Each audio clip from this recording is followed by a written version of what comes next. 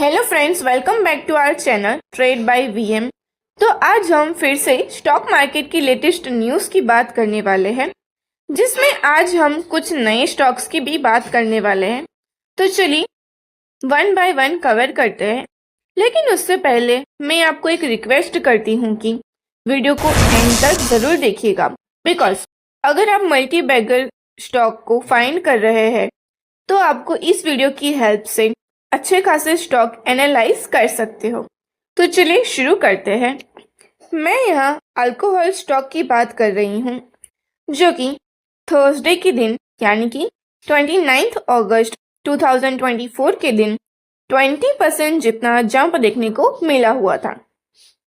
आज हम जानेंगे कि इसके पीछे का रीज़न क्या है कि एकदम से इंट्राडे में 20% जितना जंप देखने को मिला हुआ है, जो कि औरंगाबाद डिस्टिलरी लिमिटेड की बात कर रही हूँ। सबसे पहले कंपनी का बिजनेस क्या है हम वो जान लेते हैं। डिस्टिलरी वेरिएंट्स यानी कि जहाँ पर अल्कोहल का प्रोडक्शन होता है, बेसिकली कंपनी अल्कोहल प्रोडक्शन का बिजनेस करती है। औरंगाबाद डिस्टिलरी लिमिटेड के प्रीवियस सेशन की बात करें तो ओपनिंग 385 के आसपास हुई थी, जो कि कंटिन्यू अप ट्रेंड में ही देखने को मिला हुआ था एंड 20% के साथ क्लोजिंग भी दी हुई है। तो चलिए अब जानते हैं कि इसके पीछे का रीज़न क्या है। तो इसकी लेटेस्ट न्यूज़ जानते हैं, लेकिन उससे पहले अगर आप इस चैनल पर पहली बार आए हो तो चैनल को सब्सक्राइब कीजिए और वीडियो को लाइक करना ना भूलें एंड बेल आइकन को भी प्रेस कर दीजिए, जिससे नोटिफिकेशन थ्रू तुरंत ही आप वीडियो को देख सकें एंड अपडेटेड रह सकें। जैसे कि हमने देखा कि अल्कोहल स्टॉक में 90% के आसपास जंप देखने को मिला हुआ है, तो उसके पीछे का रीज़न कंपनी की board of directors bonus issue consider करने वाली है। तो चलिए न्यूज़ को थोड़ा सा डिटेल में कवर करते हैं। जैसे कि हमने देखा कि प्रीवियस सेशन यानी कि थर्सडे के दिन स्टॉक में 20% जितना जंप देखने को मिला हुआ था और ओवरऑल अपने न्यू 52 वीक हाई को भी टच कर लिया था, जो कि 416 तक पहुंच गया है।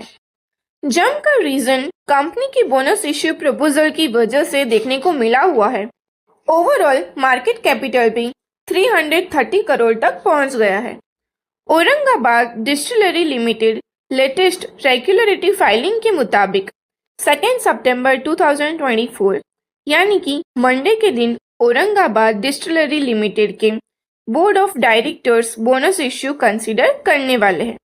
उसके लिए बोर्ड मीटिंग रखने वाले हैं, जिसमें मेनली 2 की पॉइंट्स इंक्लूड होते हैं। तो चलिए अब देखते हैं कि बोर्ड मीटिंग में ऐसे कौन से 2 की पॉइंट्स है जिसकी वजह से स्टॉक में इतना ज़्यादा अप ट्रेंड देखने को मिला हुआ है। फर्स्टली मेमोरेंडम ऑफ एसोसिएशन को रिव्यू किया जाएगा, जिसमें ऑथोराइज्ड शेयर कैपिटल का इंक्रीमेंट एंड कैपिटल क्लोजर का अल्टर दोनों ही इंक्लूड होता है। और उसी के साथ कंपनी की board of directors bonus issue को भी कंसिडर करने वाली है। तो चलिए अब सेकेंड लेटेस्ट न्यूज़ की बात करते हैं, जो कि यहाँ पर देखें तो स्टॉक मार्केट एक्सपर्ट्स के मुताबिक 2 मल्टीबैगर स्टॉक्स को बाय करने का रिकमेंडेशंस दिया हुआ है, जो कि 20% अपसाइड पोटेंशियल भी दिखाई दे ही रहा है। तो चलिए देखते हैं कि स्टॉक मार्केट एक्सपर्ट्स ने किन 2 स्टॉक्स की बात की हुई है। फॉरेन ब्रोकरेज फर्म यूबीएस ने बाय रेटिंग दिया हुआ है, जो कि पीएसयू सेक्टर में मल्टीबैगर स्टॉक्स भी माने जाते हैं। मैं यहाँ आरईसी एंड पीएफसी की बात कर रही हूँ, जो कि आरईसी पीएफसी से थोड़ा ज़्यादा ग्रो करने का एक्सपेक्ट कर रही है एंड आरईसी पीएफसी पर 35% प्रीमियम का ट्रेड कर रहा है, जो कि प्रीवियस 25% का प्रीमियम भी देखने को मिला हुआ था।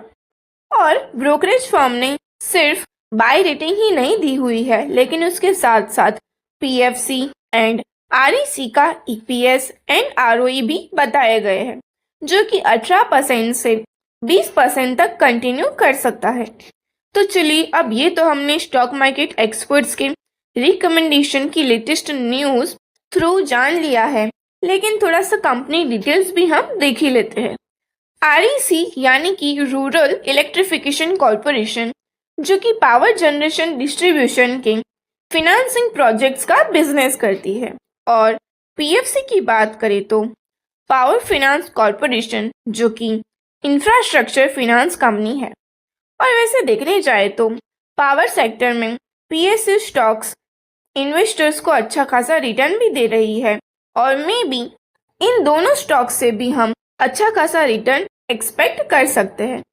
तो चलिए अब last but not least Reliance industry की बात करते हैं, जो कि 5 सितंबर 2024 को 1:1 रेशियो का बोनस इश्यू कंसीडर करने वाली है।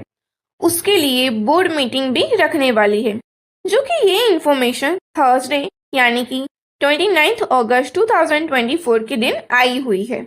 Disclaimer, this is not investment recommendation. Do your proper research to before investing any of these things.